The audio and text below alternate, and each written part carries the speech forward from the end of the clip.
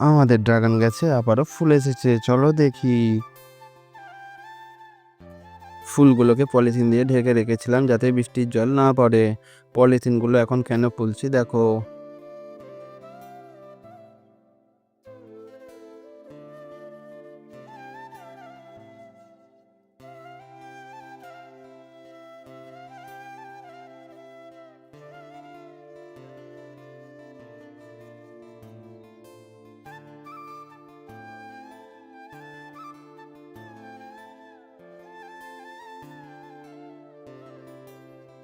আগের যে ফুল দেখিয়েছিলাম তার ফলগুলো অনেকটাই ছোট হয়েছে, তাই এবার ভাবলাম পলিনেশনটা করেই দিই। পলিনেশনটা করলে ফুল ঝরার সম্ভাবনাটাও কমে যায় এবং ফলের সাইজটাও অনেকটাই বড় হয়।